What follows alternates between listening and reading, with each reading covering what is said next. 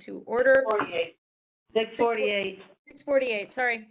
Carolyn Tribuco, call the meeting to order. Let's do it. So we have one item on our agenda, and that's to approve the retirements as laid forth before us. Chris, would you like to walk us through it, please? Yeah, Cheryl's in the other room. Let me go right get Cheryl too, because we have a lot of Board of Ed which are just. Okay. Where's she? Next door? Yeah, she's in the HR. You have normal retirements for Yep. the Board of Ed people. They're all regular retirements, normal retirements for Colleen Collier, Kathleen Del Conte, both effective January 1st, 2023. Janice Cleos is retro back to December 1st, 2022. Michael Manis will be effective February 1st, 2023. And Joseph Bias effective January 1st, 2023. Those are all regular, normal retirements. Or the BOE? Any Board of Ed. These are all Board of Yep. Ed ones first. Okay. I had an opportunity to look through them. They all look to be in order to me as presented. Does anyone have any questions or comments about them? I don't. Okay. Do we want to make a motion on voting on the BOE first? Or do you want to do all Yes, of them please. together? No, I'd like to do that. Let's vote and approve on the BOE ones first, as laid out in the agenda. I'll make a motion to approve the Board of Ed. Okay, I'll we have a second. Eric Newman seconds. All in favor? Say aye. Raise your hand. Aye. Aye. Okay, motion carries unanimously. Okay. I just want to say in some of those, like some of these people of the town of Fairfield have worked for 40 years for us, and I'm very grateful and thankful for their service. Particularly our paras and our custodians. And boy, I couldn't think of people who've earned a pension more.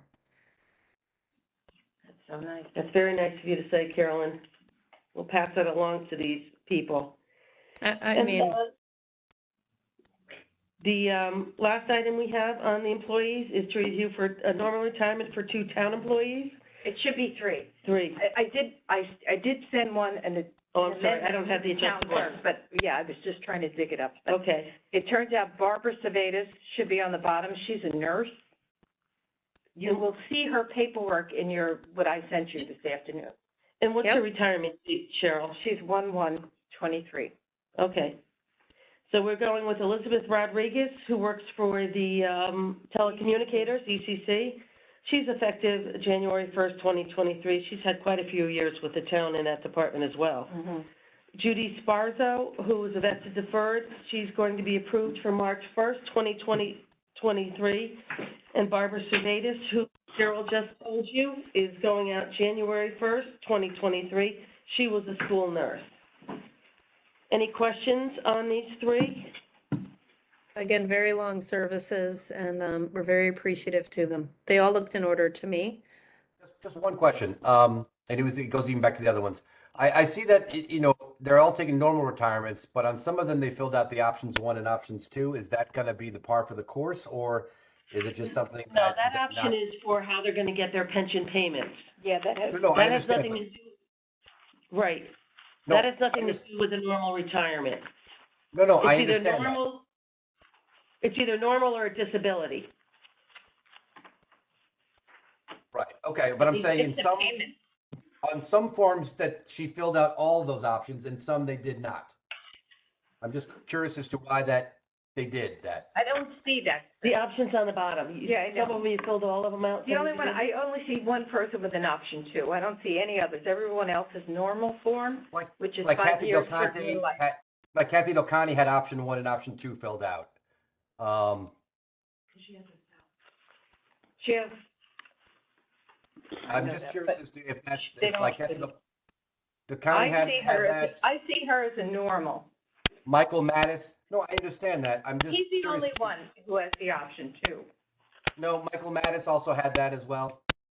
No, as I said, he's the only one I see with an option 2.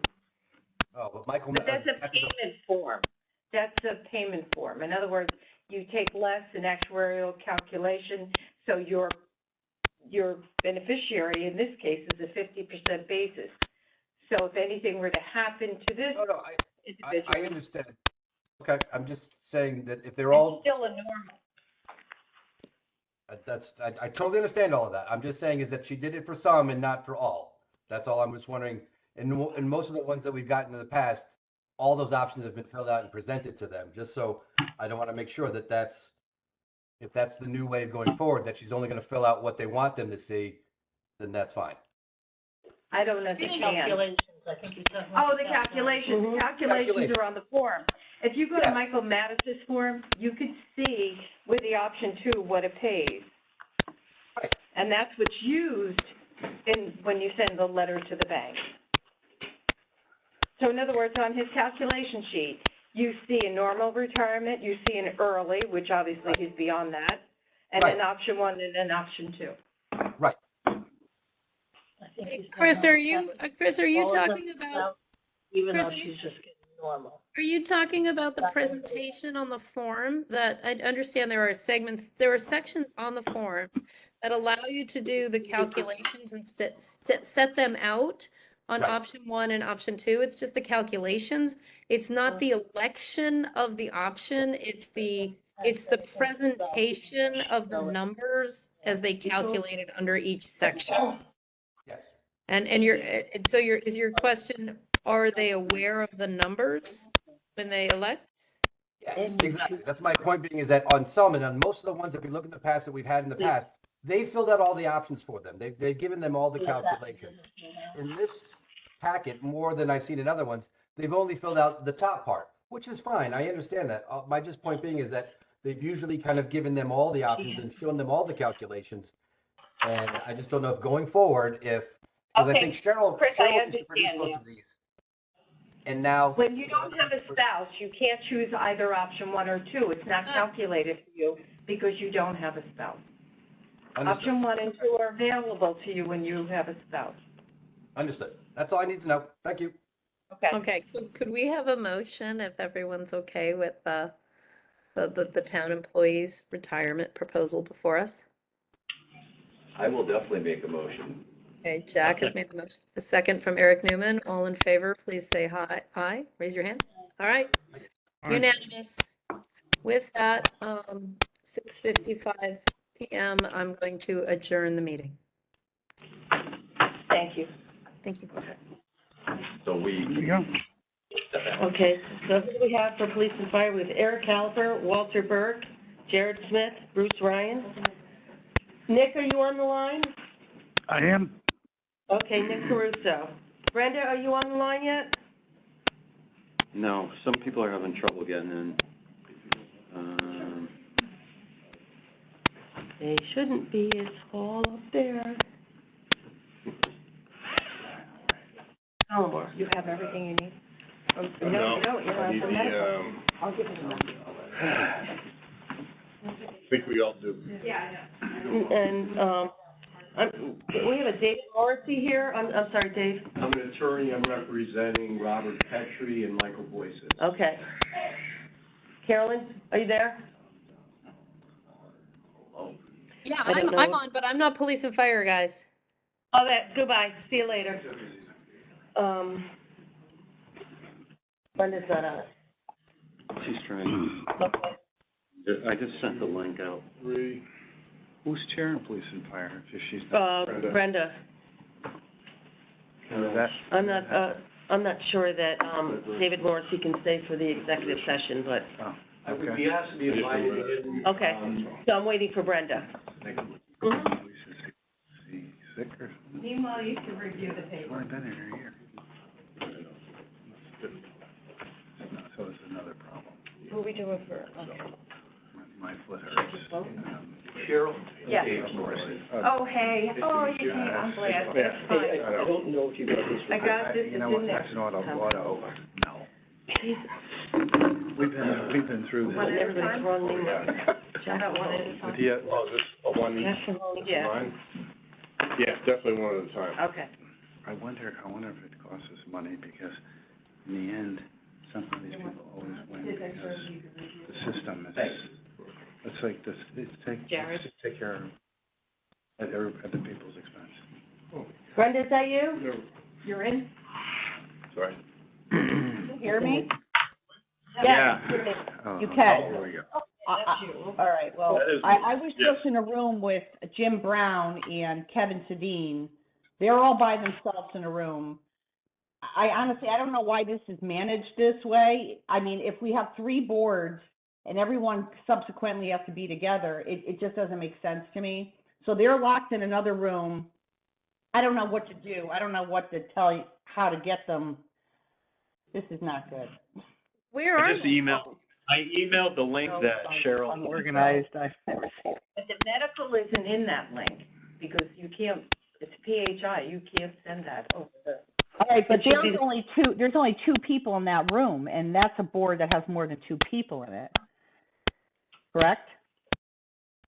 Well, they should be in, all of them should be in the same room. This is virtual number 2, WebEx number 2. Right, who is on the employee retirement board meeting? Who's supposed to be on that? Well, all right, so Carolyn, Jim Brown, and Kevin Shadeen are sitting in some other virtual room by themselves. That's Kevin- crazy. Yeah, Kevin, they were in the employee, so I don't know why they didn't join in on this one. I They thought it just was signed all- on what was ever given to them, that's all they have.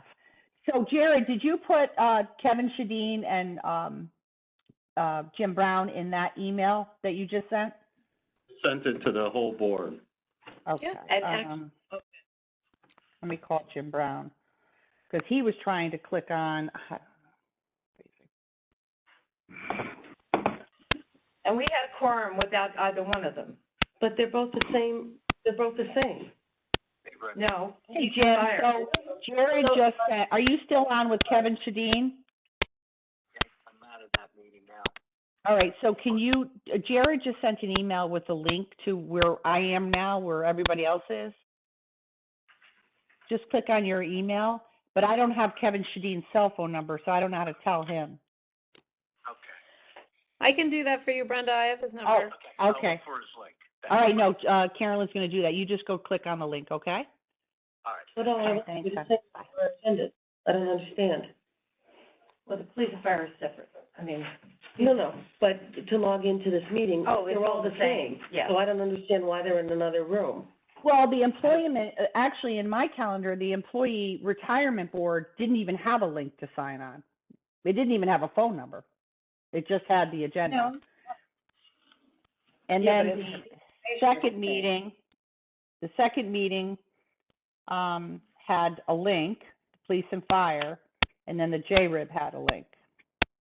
And Yeah, but, The one that Cheryl sent out had had the link the one for police and fire. but they're all 3 of the same links. They're all the That's what same I'm link. saying. They're all the same links for 2. Employees. That's why I'm not understanding why they're not in. I don't know Anyway. what's going on. Well, those 2 are not coming in now anyway, because we're going to police and fire. Brenda, first, if you want to call the meeting to order, because we have a quorum. Well, is Jim Brown on, because employee retirement board, did you already do that? Yeah, I did that. Complete. Oh, okay, so then, Yeah. okay, We're done. all right. Employees, they're done. So Brenda, if you call the, police and fire to Yes. order. I will call the meeting to order. Also, we're gonna go to executive session, but would you like to invite Attorney David Morrissey to join you in executive session? He's representing the 2 firefighters. Okay, so I just want to, we don't have, hold on. Yes, oh God, now we're going to go in executive session. That's going to be fun with this system. Oh, good grief. Okay. All right, so I'm going to call the meeting to order. Who's, I don't have a list of our people, but who's present from the Police and Retirement Board? We have Eric Caliper, Walter Burke, Jared Smith, Bruce Ryan, Nick Caruso, and Tom Collimore. And those are the people in the room? Yes, that is correct. Yeah. And they have the medical paperwork in front of them. Right, but And- I see there's Chris Brand is on this thing, and I don't know who this call-in line is here. They're off right now. Oh, okay, And- all right. The rest of us, yeah, Megan, you have to leave too. We'll all be leaving, but I just want you to, are you inviting Attorney David Morrison to stay in with you at executive session? Yes, but I see that Nick Caruso just signed on. Is he? Yeah, Good. I was on the phone, I just came on, both ways. Okay, want me to stop the recording? The clock, I guess, portion of this. unlock meeting. Correct. All right. So you're coming out of executive session now at 7:16? I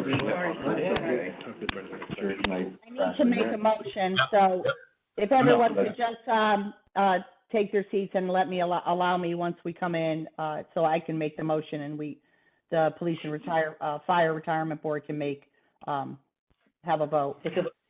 Okay, you're all set, Brenda. We're on public, we're being taped, correct?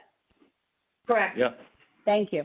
Okay, okay, I just want to make, notation that there were no votes taken in executive session. And I would like to make a motion to postpone the 2 items in executive session to a date certain. Do I have a second? Second, Jared. All in favor? Aye. Aye. Aye. Motion carries, I believe, Chris, unanimously. That's what I see. Very good. Thank you. Okay, so did anybody talk to Kevin Shadeen and Jim Yes. Brown? Okay. Kevin's here with you Kevin's now. on. I'm Hi, here. How about Jim? I'm glad you finally made it. So Brenda, we Brenda, found do the you wanna, problem. Brenda, do Sorry? you want to adjourn the police and fire retirement? Yes, can I get a motion to adjourn? Police and fire? Second, Bruce Ryan. All in favor? Aye. Aye. Aye. Thank you. Thank you. Brenda, hey, Brenda, I found have it. the problem was there's a typo. Virtually in the link is missing the letter Y. That's why we were not able to connect. So there's a typo in the agenda. Okay, so we've got to get that to Jim Brown so he can join us. Oh. Yeah. Okay, he just has to add, he has to complete the word virtually in the link, and then he'll be. Yeah, but I thought Jared sent him the new link. It I might did, still but have the I typo. just copied it. Uh-oh. I didn't look at it, I just copied what I'm was in fired, there. my spelling. I did that last month and corrected it. All right, can someone, Virtual mistake. Okay, so Okay. This has a we've Y just on got to it. get that to Jim. Not on If mine. you're texting with him, tell him to add a Y on the end of virtually and he'll be fine. A magic password. Copied it from last month, I forgot to change it. The one I sent. Okay, guys, everybody, Shut it. welcome. I'm gonna call the Joint Retirement Investment Board meeting to order here at 7:19 PM. Okay, everybody, welcome. Have a seat, get comfortable. I'm sorry, I'm coming from a hotel room in Washington DC, but such is life. Brenda, thanks for connecting with Jim. We'll get that link to him. First up on the agenda, guys, before we do the meeting, the minutes, I'm going to ask that we can kind of reorder the items on the agenda because our first select woman has another commitment this evening. So I'd like to do the minutes as proposed here. And then we're going to ask for we're going to pull forward some of the administrative aspects of our annual meeting tonight, before we go into the discussion with Pomerantz and then Vanguard. If I could ask if everyone who's had a moment to take a look at the minutes, the first item here is to hear, consider, and approve the minutes of the regular meeting of October 26, 2022. Anyone, once you've finished reviewing them, if you haven't already, take a moment, and if I might ask for a motion to approve, please. Eric Caliper, I make a motion to approve the minutes of October. Thank you. Might I have a second? I'll second. Second. Eric? Thank you. Okay. All in favor, please say aye. Raise your hand. Wonderful. Aye. Thank you. Are there any abstain? I'll abstain. Brenda, first selectwoman. Tom Yeah. Collmore abstained, I was absent. Hey, Tom. Can't see you back there. Carolyn, how are you? Thank you. Hold on, Jim Brown is calling, and so I'm gonna I sent him the link, which I believe had the Y in it. Do you wanna, Can someone who's in charge of the committee send him the information into his email so he can have it? Jim, they're going to send you the link. Yep. So, we'll get that. I'll get, Will someone be able to do that, Jim? Who's going to be able to do that so I can tell him who it is? that's a good question. Who do we have? You know what? I'll do it. Give me 1 second. Someone has a laptop in that room? Can he just put a Y on it? Yeah, virtually. Mine had a Y on it, so I don't know if that's the issue. The one I just sent him in a Okay. link had a Y. Okay, so I just sent him, what I have. Okay, Jim? Yes. Carolyn Trabuco just sent you a link with the proper link to get onto the meeting. Well, at least I hope it's the proper link. She thinks. All right, Jim. I sent one. Okay, sorry about that. Bye. All right, let's move forward. So what I'd like, guys, is I'd like to move forward on the agenda here.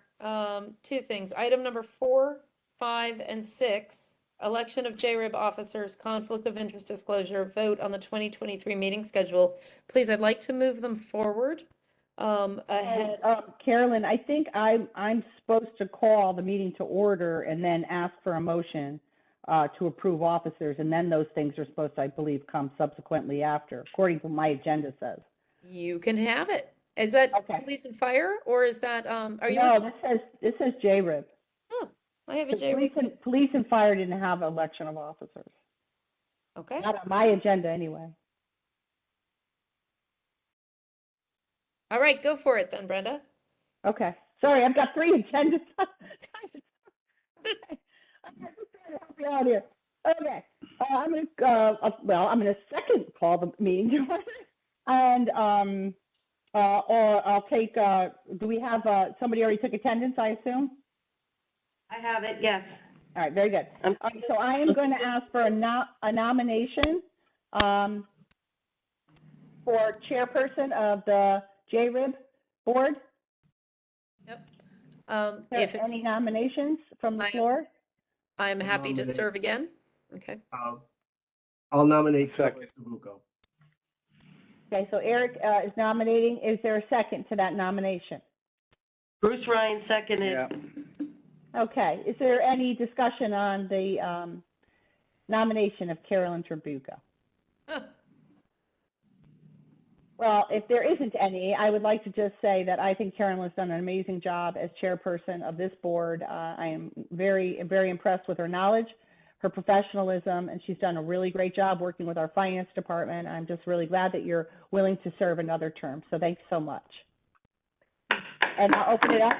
Okay. Would anybody else like to say something? I would like to add ditto. Thank I you. love ditto. I wish our Board of Finances members would say that more often. That'd be awesome. So do we need a vote or all approve? Okay, if there's no further nominations from the floor, I will close the vote. All in favor? Aye. Aye. Motion carries unanimously? Okay, Yes. and then I think, Carolyn, now you take over the rest of the election of officers.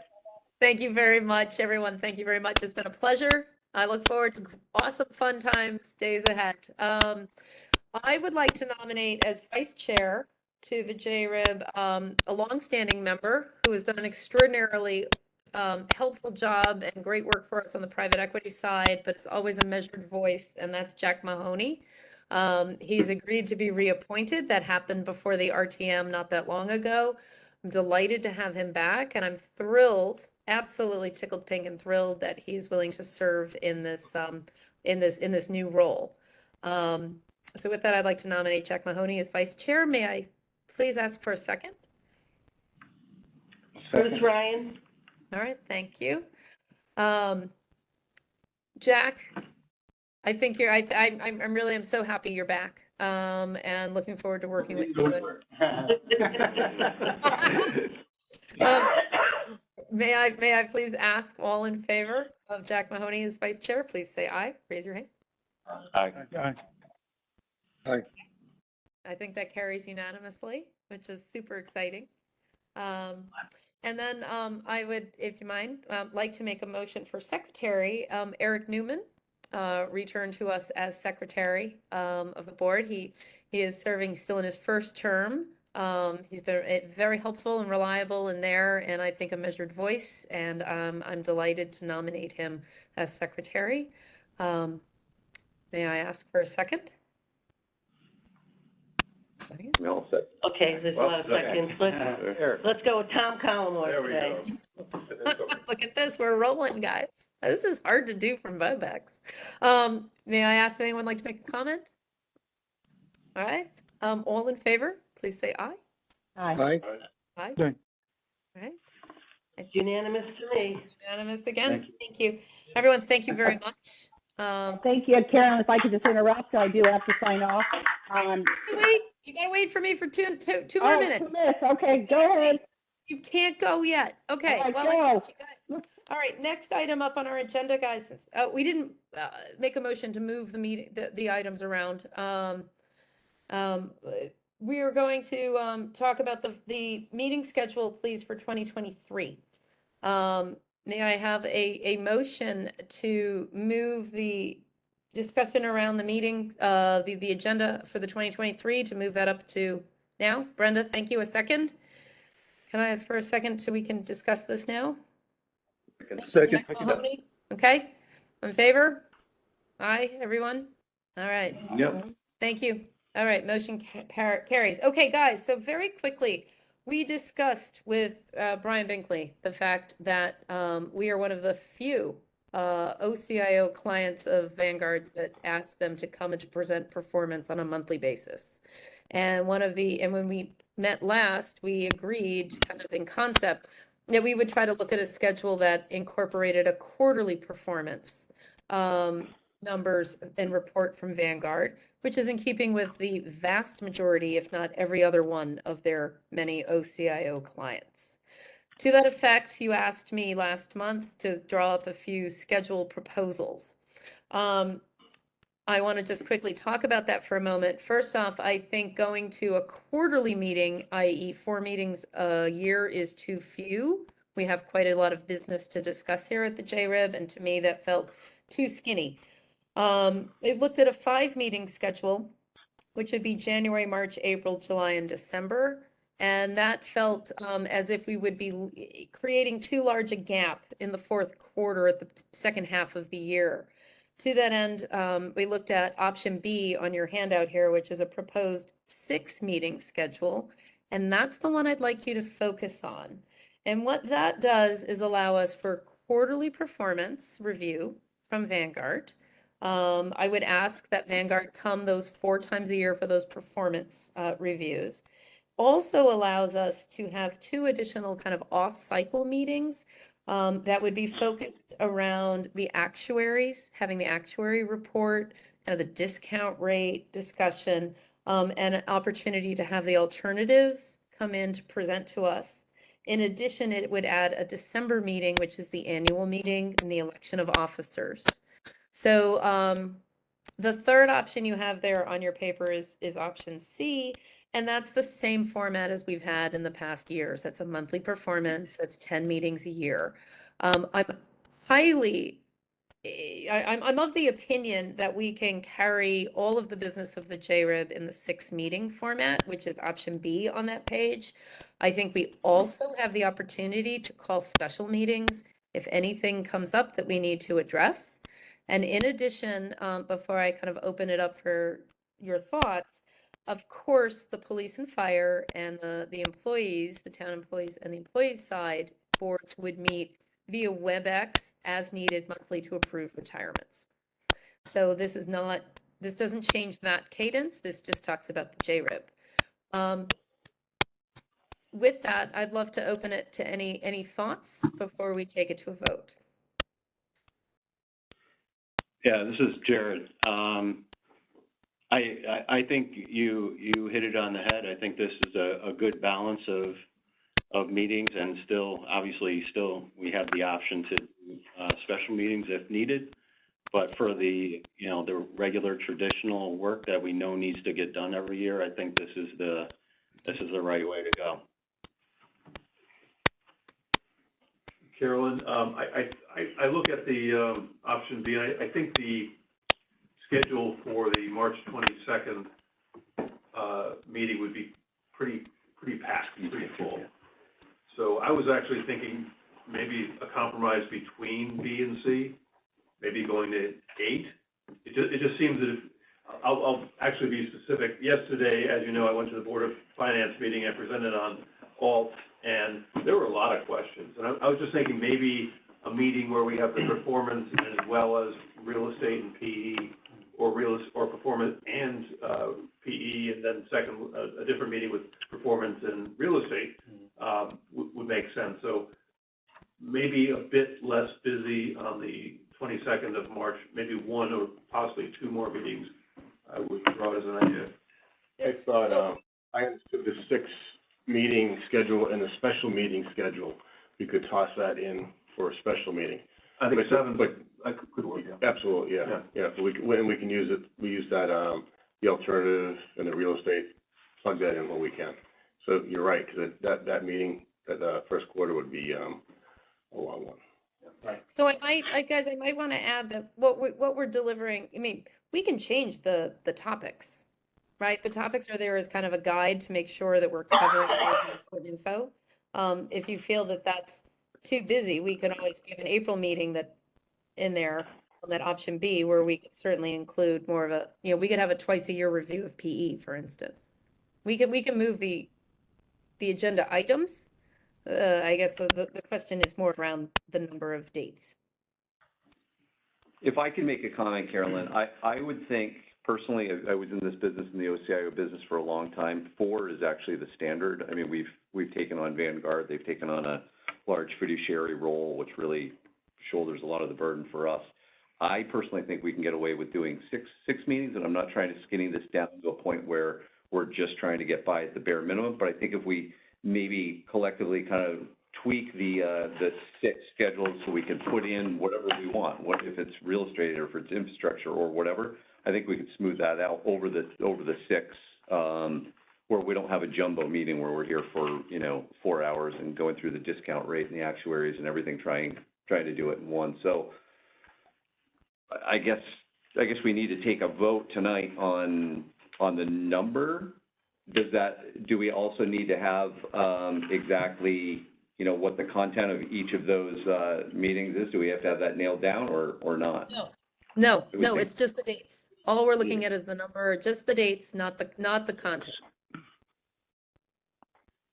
Yeah, I think Chairperson sets the agenda for each meeting, and obviously I think she'll work with the committee and with the finance and Vanguard to schedule those those meetings.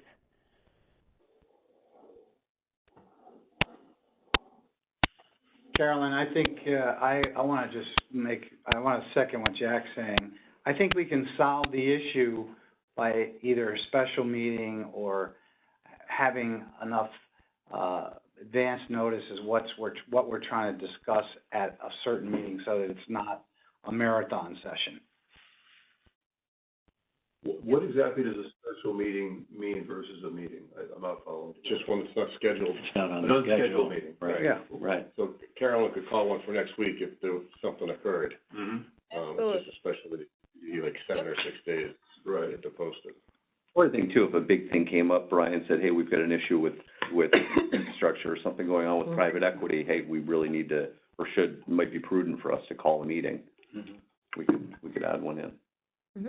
Yeah, my experience is that when you have the ability to call a meeting, when something happens, as often as not, you end up not calling the meeting. And I guess what I'm saying is I think PE and real estate are important enough that I would love to have it on the calendar that we're going to talk about those topics very explicitly. And as I look at it, I'm not quibbling with what exactly happens on the 22nd, but I just think that's indicative of there being like another meeting's worth of content.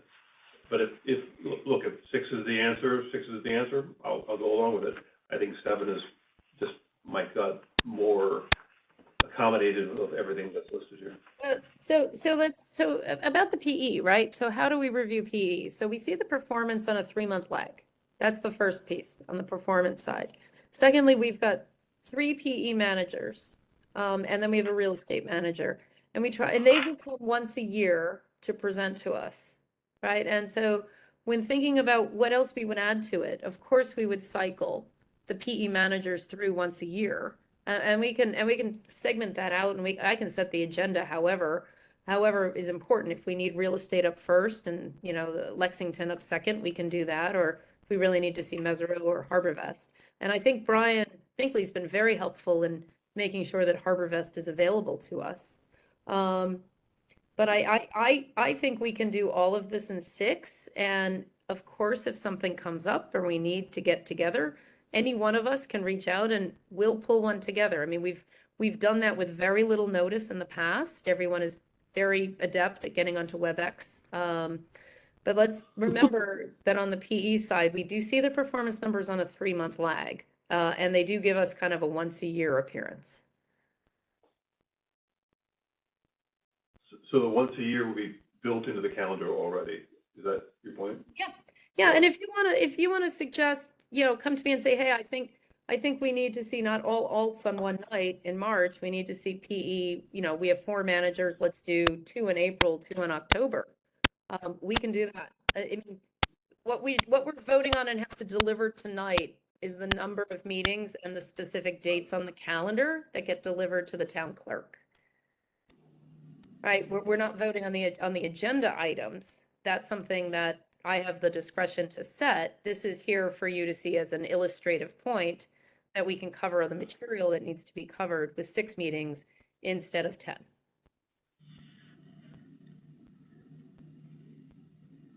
And of course, markets are crazy, right? They move, and of course, if we need to call meetings, we'll call meetings. I'm more than happy to call a meeting. Can I make a motion to make a 6-meeting, schedule? Second. Okay, great. All in favor, please say aye. Raise your hand. Aye. Aye. Are there any opposed? Any abstain? Okay, motion carries. Thank you, guys. Thank All you right, very much. Thank you very much. Thank you, Karen. I have to sign off, and congratulations. Or Thank deepest you. sympathies. I don't know which to offer you. Eric, I hope you feel better. Thanks. All right, Thanks. everyone, have a Thanks, good night. Brenda. Good Take night. care. Good night. Thank you. Guys, everyone, just quickly, I'm going to give a shout out to item 5 here, the conflict of interest disclosure forms. They're due annually. They were just sent around this evening.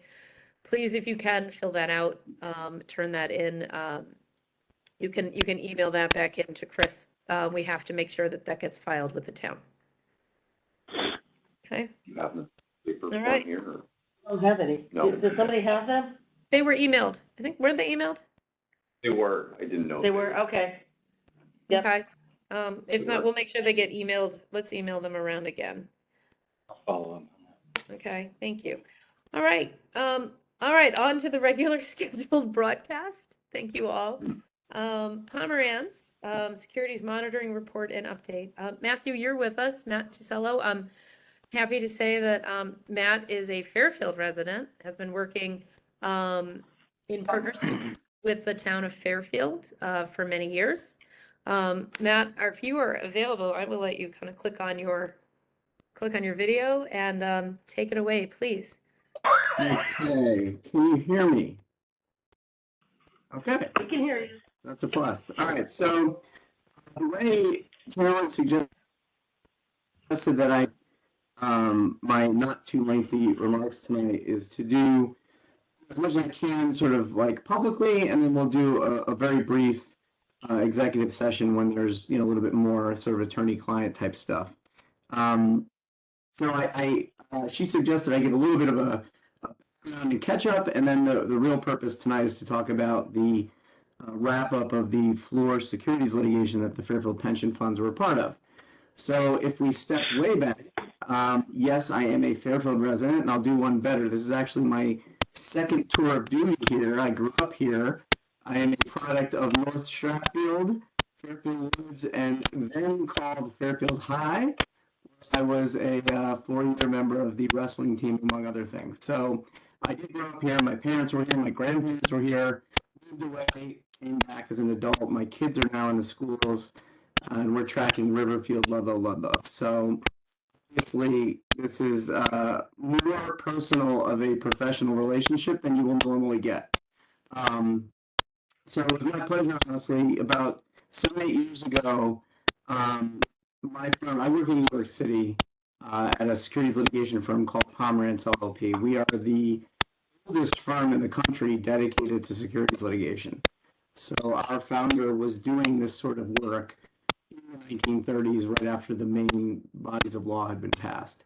Brian Levy held the role that Carolyn holds now. You know, long story short, I came in and I presented to many of your predecessors with the idea of, hey, why doesn't my firm take on the Fairfield pension funds to do what we call portfolio monitoring? Now, you have investment people that come in and talk to you about how to invest your portfolios. That's not what we do. What we do is, the basic role that we play is we look at the portfolios and we monitor the securities litigation settlements. So when securities litigation is brought by anybody, us or countless firms like us, eventually, hopefully it resolves, and eventually it resolves in a settlement. To benefit from that, you have to put in claims, right? So the bare bones of what we do is we look at your portfolios, and we have direct access through formerly People's, now M&T, and we filter it through a proprietary database, and we can say, okay, there's 80 settlements this quarter. We'll just run your portfolio right through it. If there's a hit, we flag it. We put in the claims, and we put in the claims at no charge to you. So that's kind of the hometown discount for you guys. And then what we do is I've actually generated reports. Speaking of quarterly reports and whatnot, I generated a report. I hope you've at least seen my email pop up. You might click delete. You might dutifully read it. Your choice. I try to do it on a quarterly basis. Sometimes I get a little ahead or behind. But the goal there is, at minimum, let's just tell you how your portfolio is doing, and rest assured we're minding the shop. Over the years, that has resulted bit by bit in about $30,000 to the 2 pension funds by putting in claims. Another benefit is that we catch anomalous activity, right? So if there's a massive decline in one of your investments, chances are we are looking at it not only for you, but for our many other pension fund clients. And we do have pension fund clients from all over the world, including some of the largest ones in the UK. I've got a very active Canadian pension fund myself. We then say, well, is this actionable? Has a case been filed already? Should we file one? Basically, early in what I do, there's a statutory lead plaintiff process. Whenever anybody files a lawsuit, a statute was passed back when I was in college that reformed the process. There's a 60-day period where any investor in the world can move to be appointed lead plaintiff. The idea and the intent by Congress was to get institutional investors, and more specifically pension funds, to lead these things. Back when the real graybeards, although I'm getting there myself, back when the real graybeards were doing it, they would just file a case, settle it quick, get a beach house. That was like back in the 70s, right? By the 90s onward, there's this process. It's overseen by the court, and it filters these cases towards sophisticated investors like yourselves. Back in 2018, there was a hit regarding a company called Fluor. Fluor and many of its peer companies build large infrastructure facilities, LNG terminals, power plants, that sort of thing. And I have several cases involving several companies like this. So unfortunately, that industry had a little bit of a race to the bottom for a while. We were awarding executive bonuses based on winning contracts, not on how those contracts then performed. So they might say, well, I'll build this power plant for $1 billion. And somebody else will say, well, I'll do it for 900 million. And it went down and down and down. But the problem is those were fixed price. So once the contract went into performance, costs overran, et cetera, we're on the hook to build the thing for the price contracted. many of these companies suffered, 4 among them. So the case was filed. Fairfield Pension Funds removed for lead plaintiff. There was a hearing, and the court down in Texas appointed the 2 Fairfield Pension Funds, along with a California fund, as co-lead plaintiffs. Okay, so ever since then, if you are among the crowd that read the updates I send, and it's okay if you're not, your portfolio report includes a personalized litigation summary by me. So I'll just kind of tell you as of that quarter what's happening. Sometimes nothing. Sometimes, a big motion is pending, etc. Fast forward through the litigation, about 4 years worth, we survived. There was through 2 motions to dismiss. A portion of the case survived. The case was mediated. You folks might remember, some of you, that I presented back then, and we discussed. I won't get into what we discussed because we're not in exec session, but we talked about basically the sort of mediation process and whether and when to settle. Fast forward a bit, we were able to settle the case for $33 million. That is a gross class-wide recovery. That's every investor in the world. That's the sort of pot from which they will be paid. So what I'm saying now is all public. At that point, and many of you know this from your own lives, notices go out to the class members, right? You might get this for a consumer case. Some institutions get this for securities cases all the time. 400,000 plus notices were mailed out.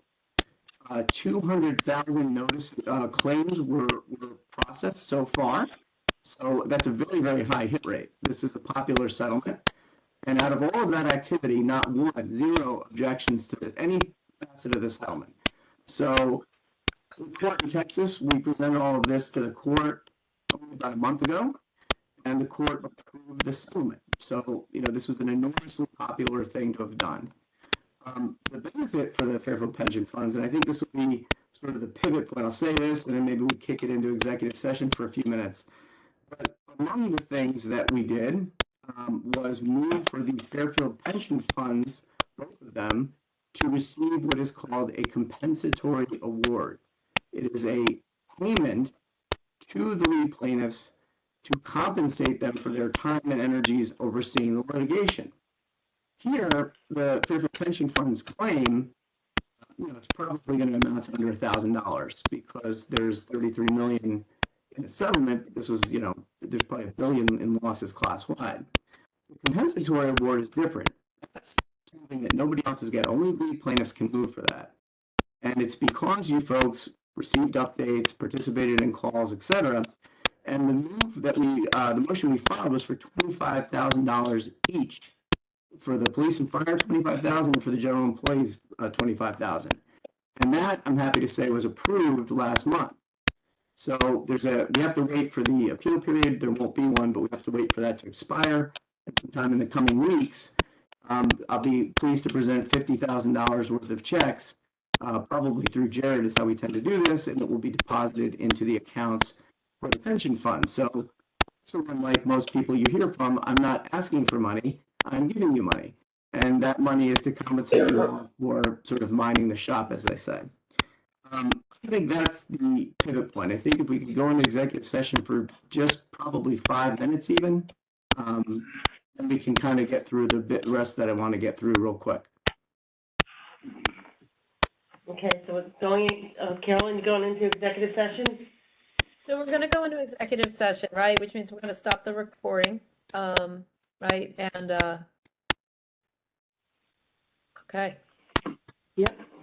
This one. Eric Caliper, I make a motion, we go into executive session and we invite in our attorney, Matt Tassilo. Thank you. May I have a second? Second, Jared. Jared, thank you. All in favor?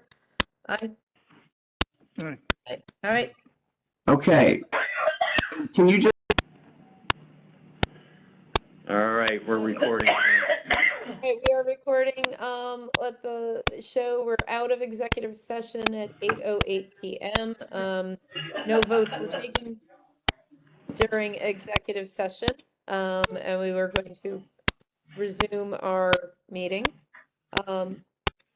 Moving on to the performance review by Vanguard. Brian, if you're here, if someone could please share the screen. Ten Good evening, everyone.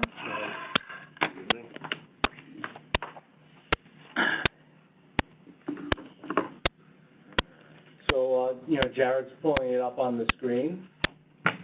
But as always, that I like to solicit, I mean, just please jump in with any questions right at the beginning or as I go along.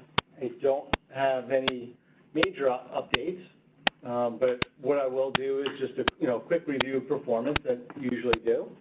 But I also built in a couple of slides just to kind of as a reminder of how we think about like strategic versus tactical. It was a topic about that at the last meeting, so I just wanted to put in some talking points about that. And then towards the end is just our general outlook. So why don't I leave any questions up front that I as I'm thinking about presenting, anything that's top of mind for any of the committee members? Okay. Well, with that, Jared, if you don't mind driving since you got the clicker, we'll just start here on page 4. And I didn't put information on all the sub-asset classes. This is through October. And beginning next week, I'll have the report through November. And I'm glad to send a short note if that's helpful. The good thing is October and November have both been good from where we've been, but still negative on the fiscal year-to-date and calendar year-to-date. So just looking at page 4 here, this is calendar year-to-date, just of the broad indices, and this is really reflective of the town's portfolio since 85% of the town's portfolio is really tracking these 4 major indices of U.S., non-U.S. stocks and bonds. So through end of October, there's no surprise to all of you with these figures. U.S. stocks down 18%. Non-U.S. stocks continue to lag more so, down 24%. And then, what's hurt all investors this year is that bonds have not acted defensively, and that's been all predicated on inflation and this quick interest rate rises by the Fed. So very unusual to have bonds and stocks down. It's not like it's never happened, but pretty unusual. So fixed income, the broad general market, down 15%. Which is pretty astounding on a year-to-date basis. I'll touch on that in just a moment. And then we do have non-U.S. bonds hedged for diversification, and we have gotten some of that diversification this year in the sense that they're down less than the U.S. markets, down 12.5% on a year-to-date basis. On the far right, this is not your portfolio, but it's similar, like on a calendar year-to-date, 60-40 portfolio, down 18%. And certainly there's been worse periods because equities have been down more than they are, think 2008 or even COVID. But that, like I said, both fixed income and U.S. down is typically not something we see. On the next page, this is just showing, I just wanted to put some context around the fixed income markets because we've talked about it so much. But this is the U.S. Bloomberg Aggregate Bond Index. And it's from 76 to 2002, and it's from 76 because that's when that index was started. But what you see here is, just how rare 2022 has been. We've had down markets for fixed income, 4 before this, but this is the only year-to-date return where we've been down in that 10 to 15% category and the legend on the right-hand side. So this just wanted to put some of that in context. And then the next slide, slide 6, you always hear how many deviation events. This is, 3 standard deviations, pretty rare. We've only had a couple of years where we've had back-to-back fixed income losses, 2 years in a row. And this is certainly looking to be one of those years. But again, the magnitude is what jumps out.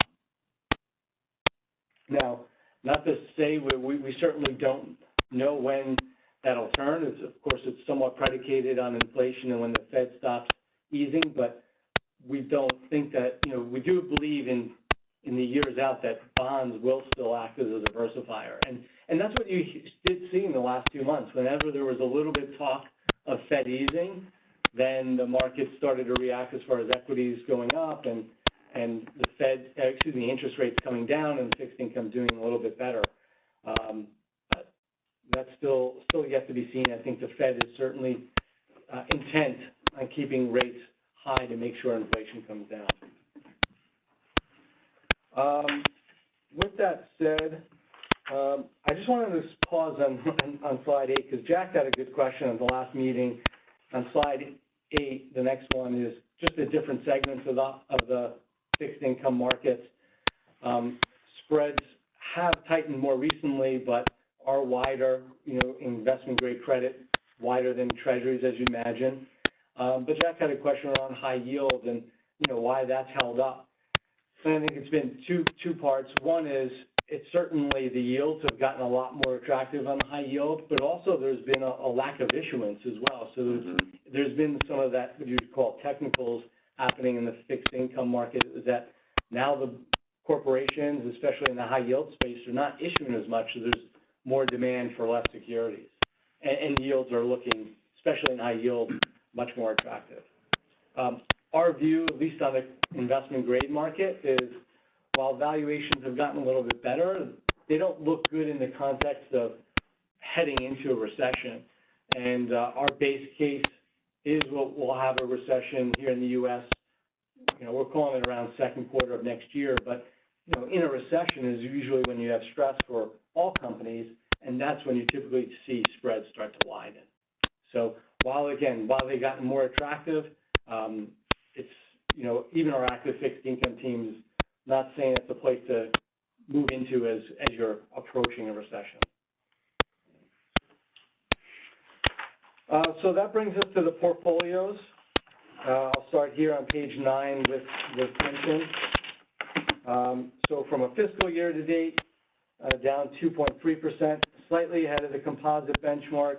Whether that's fiscal year to date or a one-year basis, the reason why we're ahead of the benchmark has to do with the alternatives. Private equity and private real estate, as Carolyn mentioned, it's always on a quarterly lag. I'll give a quick update on that in just a moment, but those have added value over the public benchmarks, whether it's private equity or private real estate, and I'll speak to that more in just a moment. Just continuing, if you look at the bottom of the page as far as the asset allocation, is that we're overweight our alternatives piece, both private equity and private real estate by 2% and 3% respectively. And that also is a function of two things. It's one of all the public equity and public fixed income being down, but also the lagged nature of private equity and private real estate, who really haven't seen big markdowns or really any markdowns or positive on a year-to-date basis. So between those two effects, that's why we're overweight, I'll call it, both the alternatives right now.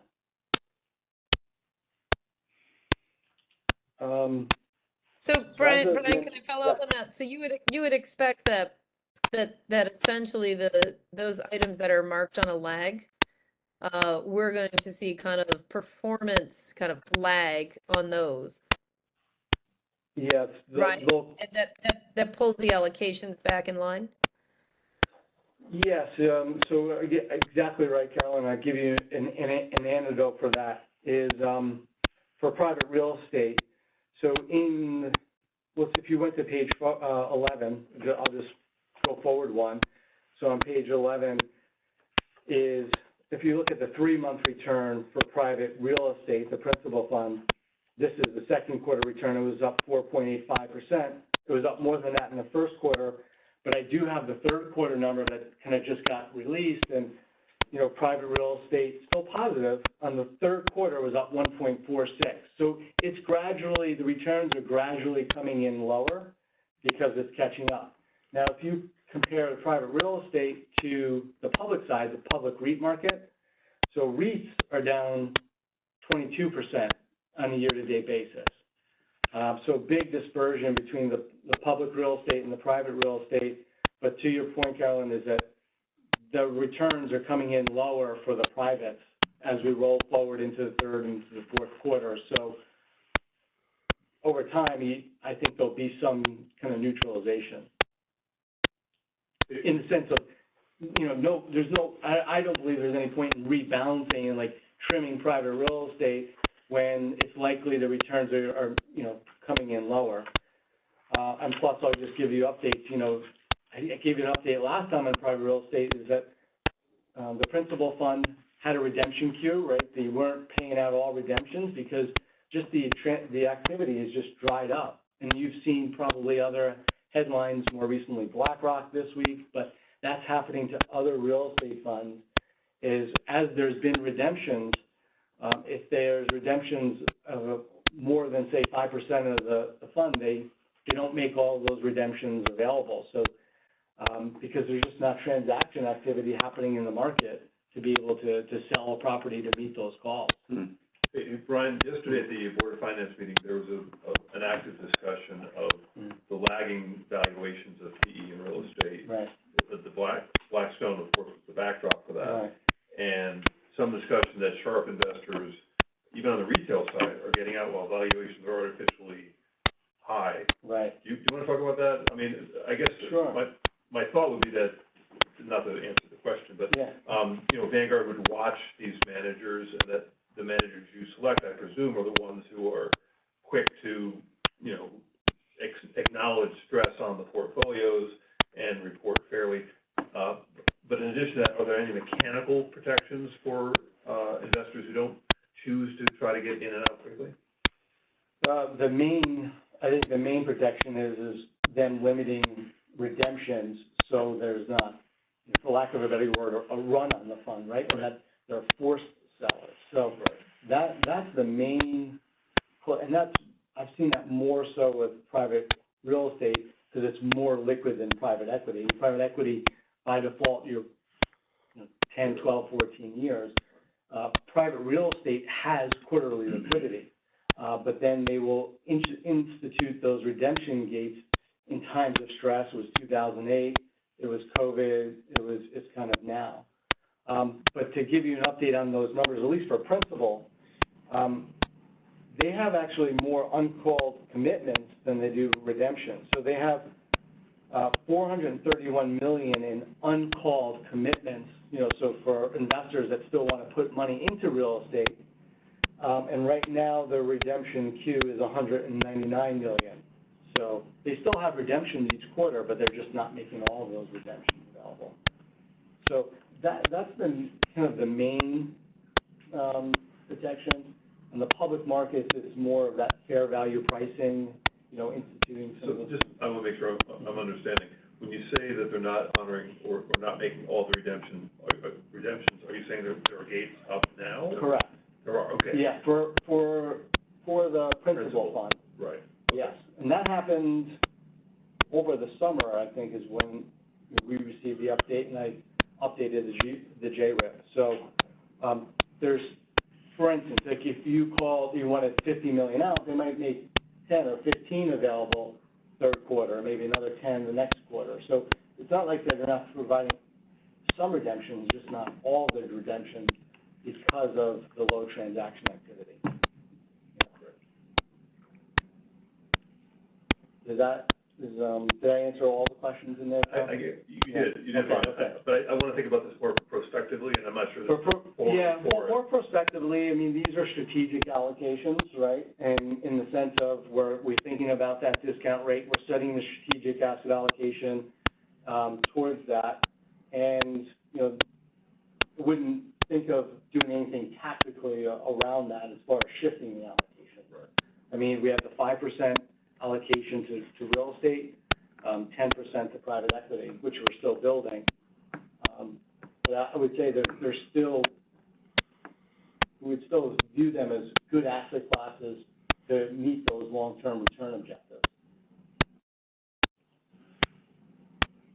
So they're certainly diversifying by nature, but also from a return perspective, at least private real estate and private equity.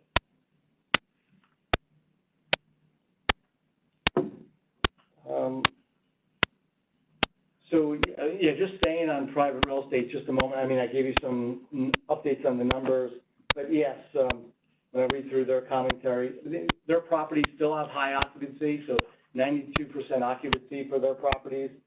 But they acknowledge that higher interest rates are really, really dampening the activity in the market. Like, sourcing new debt is just really expensive and really really challenging. Most of their debt is around 3%, but if you try to go out into the markets now, it's over 6%. So that's feeling the impact of that in the private real estate market. And nothing, no major updates on the private equity because that's lagged. I don't have a third quarter return. That'll come sometime late in December, perhaps. So I don't have any updates there, with the one exception of, there's been some of these cryptocurrencies failing and being in the news. At least on the HarborVest side, like it's less than 0.1% of the portfolio. So it's really de minimis in the HarborVest. I haven't seen an update from Lexington or Mesirow, but there's at least HarborVest really has de minimis exposure to the cryptocurrency. It's really more of the blockchain that they're focused on as opposed to the cryptocurrency itself. So I just wanted to bring that up since that's been in the news so much. Now they get visibility into their sub-portfolios, right? Because they're a fund of funds, so. Right. So technically there could be two different fund managers that would have the same Correct. investment into a company that might be distressed. Yeah, and that's across whether it's primaries or secondaries, so like Thoma Bravo is one of the private equity firms that they've invested with, and that's been one in the news that's had some cryptocurrency, but that's exposure, whether it's co-invest, primary, or secondary. It's less than 0.1%. Yeah. Of their Of the HarborVest fund, yeah. Of the HarborVest. The HarborVest fund, the 2021 or 2020 fund, we're not in the 2020. And then on page 14 is a look at the OPEB performance. It's a little bit better in the sense that on a fiscal year to date, it's only down 1.13%. On a one-year basis, it's down more than the pension. It's down 14.72%. That has a better tracking. It's really just the private real estate. We're just building private equity, as you know, in OPEB. So there's not much relative dispersion. Brian, would you suggest we make any changes to any of the allocations at this point? No, I don't, Carolyn, and maybe that's a good segue kind of to the next section. And I'll jump around here. So there is a silver lining, but on page 10, is it 10? Yeah. Excuse me, 19, if you go there, Jared. So, we always, or from several meetings with us, we focus on the strategic allocation. What I mean by that is the targets, the policy targets that we have for the broad asset classes, whether public and private. And that informs so much of us because we know, whether it's studies by other academics, other asset managers, including Vanguard, that over 90% of return, I'm talking about absolute return, can be explained by your asset allocation. The remaining 10% can be explained by doing tactical moves in and out of asset classes, and then the other piece can be driven by active management. If you have an active equity manager that that's going to outrun the performance. So really, those are the sources of your return: your strategic allocation, your doing tactical, and doing active management. And that's why we focus so much on getting that strategic target right, and then just as importantly, just staying disciplined with that in times of stress, which are bound to happen. So that's really the foundation of why we keep that target. And if and when the objective changes, and so much with public plans that is focused around that discount rate, we'll look to shift the asset allocation to meet that target. So that's just a long way of saying that I'm not making any recommendations to change anything else, besides that would be kind of a tactical move on the market. But I'll bring in two other elements to that. Just thinking where to go next. As far as, I'll just go to page 20, and just talking a little bit about if you're implementing tactical asset allocation, meaning, moving around to different asset classes to try to time them, is a lot does have to go right for that to work. And we've found that it hasn't really added value for clients. So you need a reliable indicator of like when's a good time to make the move or not. And the second time is like you have to time the exit out of the asset class and then into another asset class. And then how big of a move is it going to do? Are you going to do 1%? Are you going to do 10% of the portfolio?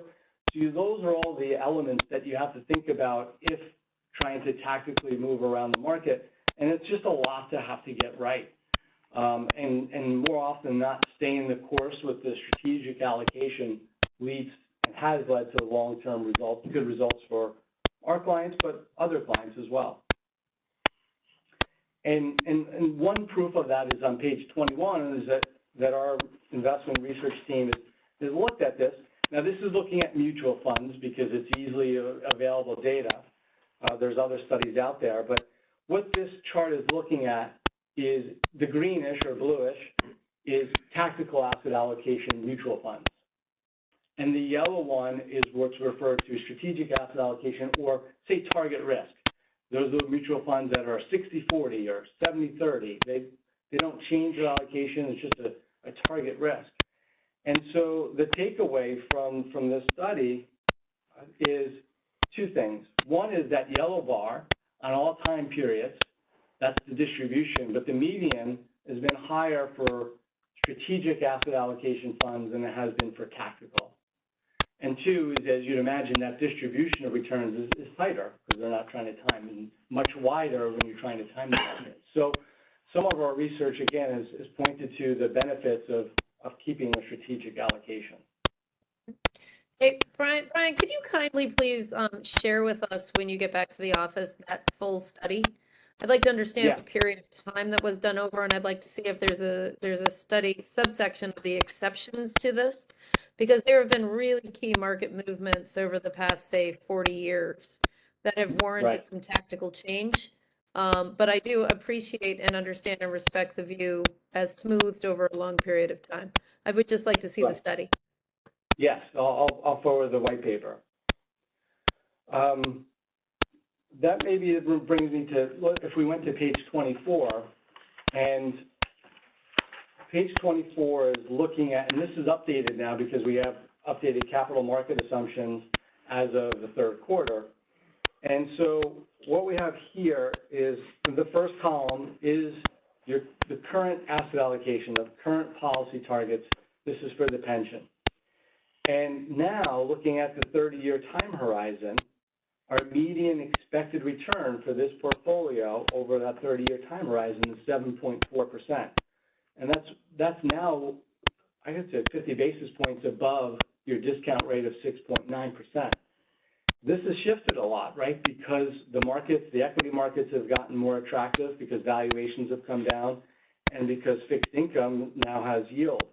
So this number last year, 12/31/2021, the expected return for the portfolio was only 6.14% at the median, and now we're at 7.4%. So that's a really big shift in 3 quarters. So what this would say is that this portfolio has a very good likelihood of meeting that discount rate over the long term. And we do, we could do this on 10 years. I always put the 30-year number because that's what your actuary looks at. But we certainly could look at what that number is over a 10-year period. Do you know off the top of your head what the implied interest rate assumption is? What the implied Fed funds rate or 10-year Treasury rate is on that?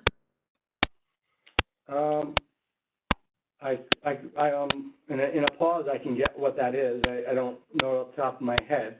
But the 10-year is still probably, what the expected 10-year return is? Yeah, because we've had such a meaningful uptick in rates, right? And a real re-rating of the curve. And I would assume that would have had a meaningful impact on the long-term expected horizon of this fund would have been just the rates impact.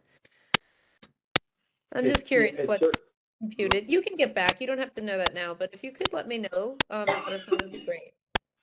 Yes, all the major asset classes like equities and fixed income have seen a big, the return shift upwards because of the point you just made, especially in the fixed income market.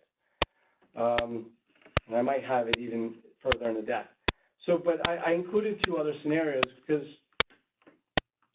they're not tactical, but they're thinking about things in terms of what the town could do. One we've talked about in the past, and I alluded to it, is like, adding investment grade credit. I shared kind of our view is that the valuations will look better for investment grade credit, where you can get some incremental return, but still kind of cautious because you're going into a recession. But in there, I took 10% of the fixed income portfolio, like out of the ag, into short and intermediate term credit. But on a very long-term basis, on 30 years, that middle column, it only shifts the portfolio return up 2 basis points from 7.4 to the median to 7.42. So not very meaningful over a 30-year time horizon, maybe slightly higher over 10. But the other one is, well, you could add more equity risk into the portfolio in the sense of having a 65-35 portfolio. Again, the OPEB is about 70-30.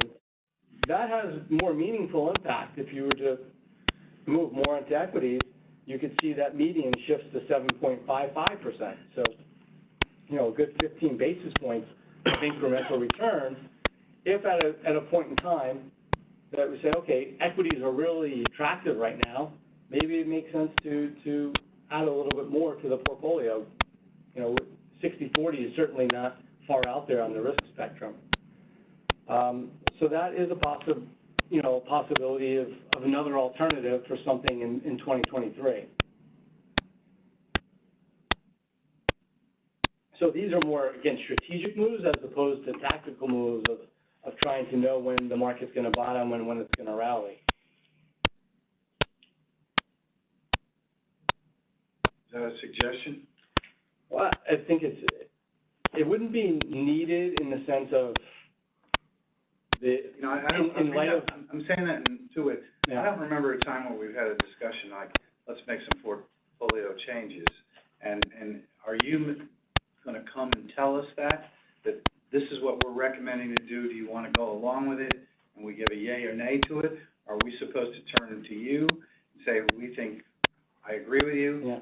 buy some more equity here? Mm-hmm. I mean, where does it emanate from? Yeah, Question. I think it's a Because I know it give and take. hasn't emanated the last year at all. Well, the one change that we've done in conjunction together is increasing that allocation to private equity, right? It was at 5%, it was 10.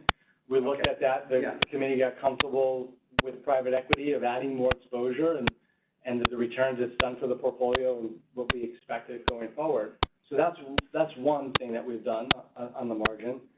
And then this strategic piece, I think, is something to do again together, right? It wouldn't be tactical, it would be more in light of your discount rate. Because that's what matters, how much the plan kicks in, or that has impact of improving your funded status of the plan. So I wanted to think of it as like, hey, this might make more sense. But looking at the current portfolio and saying, well, we're still over 30 years getting 7.4. That's above our discount rate. That would mean less contributions to the plan and still help us get to, improve the funded status. It's on the right-hand side, it just makes that likelihood even greater. So I think it's not one person making, meaning not just Vanguard doing it alone, but, showing you the data in this sense and the committee saying, yeah, we're comfortable with some additional risk, and there's different risks for different asset classes. Private equity being the biggest one, the illiquidity risk. Right. Here, with adding equities, would just be more volatility. Certainly, look at 2022. But is Vanguard on our behalf making tactical decisions, say, growth and value within large cap? No, we're not making any tactical decisions from an asset class perspective. And then further down, since we have no active equity or active fixed income those portfolio managers aren't doing anything tactically within the fund. But no, we're not taking any tactical decisions on your behalf, and really we don't do that on any of our clients' behalf. We've kind of focused on that in the beginning. So, back to that example of Right. growth and value, do you Mhm. just say it's 50-50? In what sense?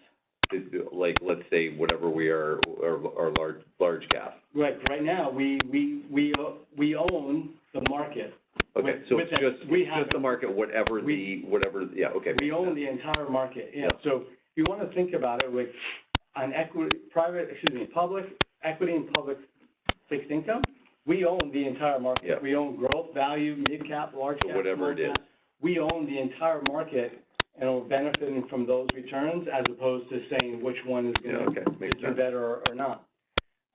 Other points that I've kind of put around that tactical so hard is if you went back to, say, page 22, and I'll show you 23, but, 22 this is just looking at the major asset classes on an annual basis.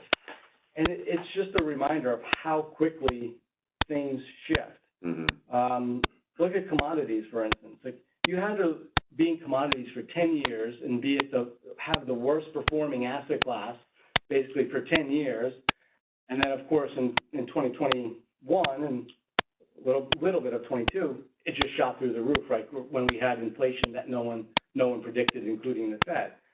So these shifts happen so quick. The other one would be value growth, right? Growth was outperforming by so much before this year, and growth is down, I don't have the numbers in front of me, much more than value on a year-to-date basis. So it's just so hard. Mm-hmm. We find it so hard to be able to time growth, value, international, domestic, and even rates. On page 23 is a look at how difficult it is to time interest rate moves. Maybe in hindsight, this one was easier. Everyone knew the Fed was going. But what this chart is showing, is the green line is the Fed funds rate. And the yellow line was what the forward market or the future markets were predicting. And as many of you may recall, since 2008, everyone thought rates were going up. Rates are going to go up.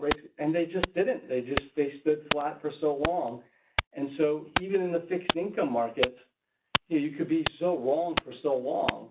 And if you were in short duration fixed income since 2008 to 2021, you underperformed by about half. You got half the yield than you did if you were just in the aggregate. Mm-hmm.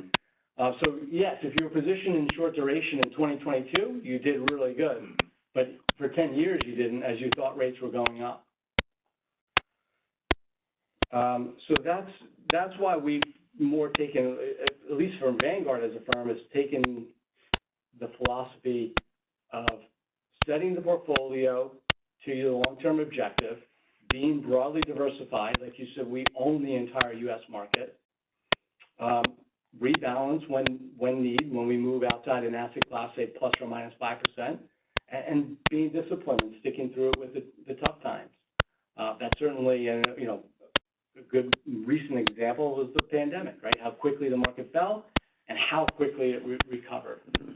And so those kind of principles of know your objective, be diversified, stay disciplined, and then, of course, the last one of Vanguard's and say, keep your costs low.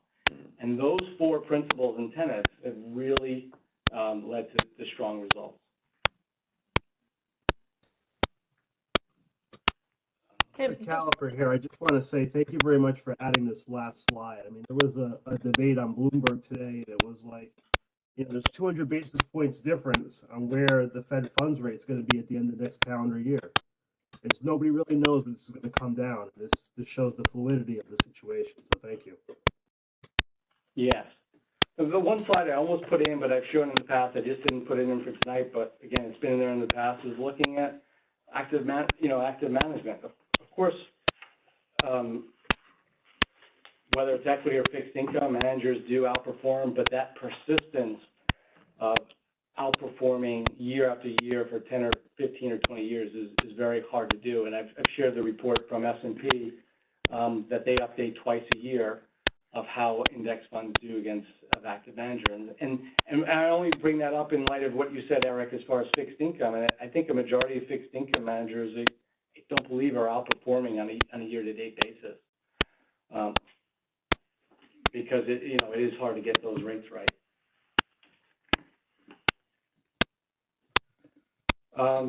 So that's really what I want to share around strategic tactical. I will follow up with a little bit more insight on that paper. If you went to page 25 and 26, those are projections on a 30-year basis for all the major asset classes. I'll include the 10, or I'll send the 10-year. Yeah, I think, Yeah. Brian, I think the reason I ask is that the curve right now is so inverted, right? And people Correct. feel that, we're heading, that we might see kind of rates may come back down a little bit to kind of some long-term level. That's why I'd like to see the information under the numbers. Yes, yeah, page 7 is a slide I usually put in there. It shows the yield curve, and just to your point, it's kind of really peaking at, it's about 70 basis points inverted as far as looking at the 3-month versus the 10-year. That's pretty wide from historical perspective, that 70, 80 basis points. That's a pretty big inversion. And usually is a pretty good indicator of predicting recession. And I think most firms are, including ourselves, predicting recession in 2023. So that's the big thing. But yes, the short end of the curve is as far as, that's where the movement happens, because that's what the Fed can control. And the 30-year, while it's still much higher than it was, it's a little bit more grounded on what investors think over the longer term. So eventually that short end will have to come down. We don't think it'll really come down in 2023. We think that the Fed will have to get to 4.5, 5, but it was likely, as of right now, we're not predicting any Fed cuts in 2023. Thank you. Does anyone want to make propose any changes to the way the portfolio is presently allocated?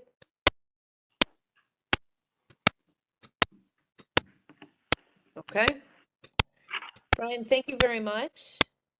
We appreciate your coming up. Sorry I'm not there in person. No, it's always good to see whether you have people here in person or on the screen. Thanks, All right, guys. I want to kind of move this forward. Move the meeting forward. We're kind of moving into old business. Jared, do you have anything you want to kind of bring us up to speed on, whether it be the transition to Milliman on the administrative side or anything else? Yeah, just, quickly on the transition to Milliman. We've continued our meetings every 2 weeks, actually accelerated them, had a couple of meetings in 1 week. The draft plan for the town employees' pension is close to being done, and we've started working on the fire plan, the plan for fire and police.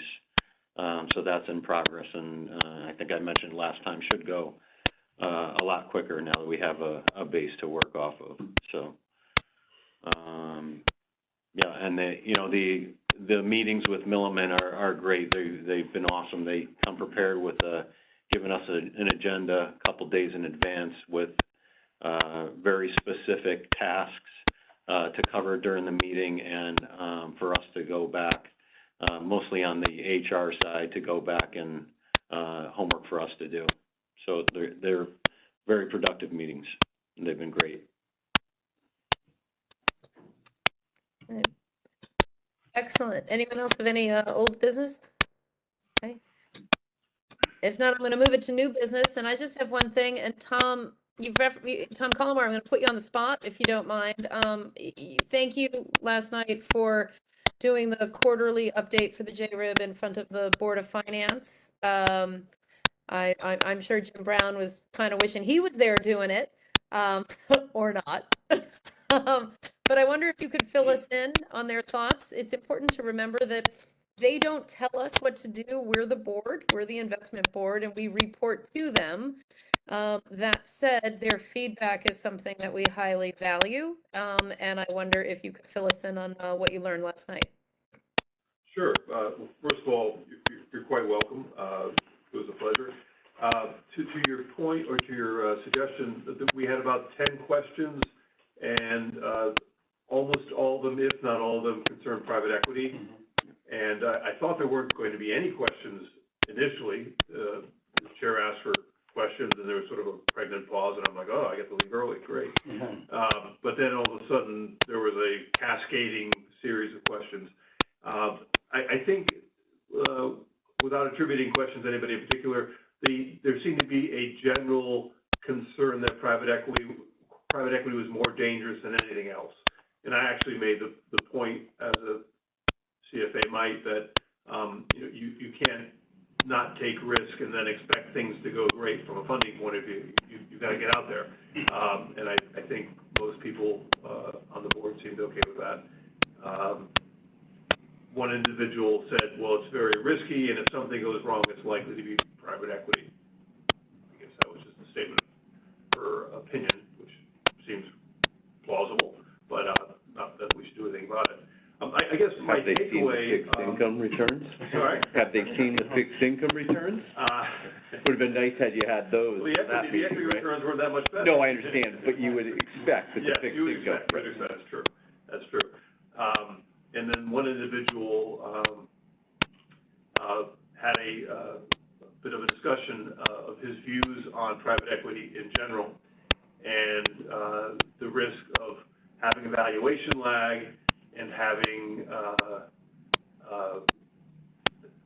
a lack of accord between the public valuations of similar companies. So he mentioned an airline that they owned and a publicly traded analogous airline, and said, well, one has gone through the floor, no pun intended, that was not a crash joke, but one has gone down, same thing. One has decreased in price, and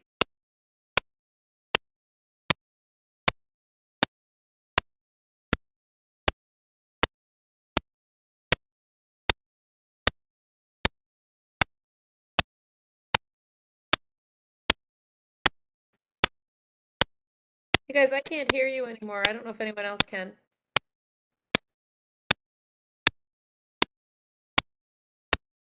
Neither.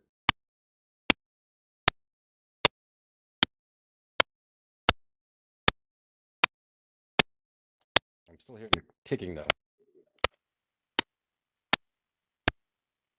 Ticking is driving me crazy.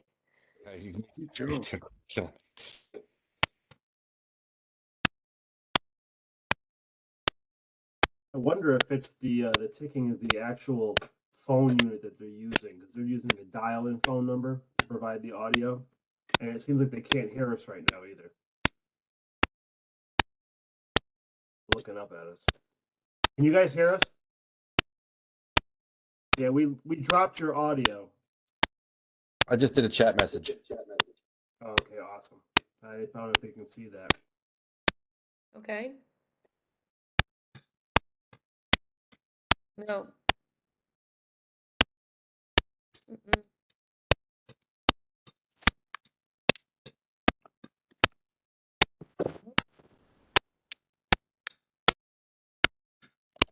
We lost audio.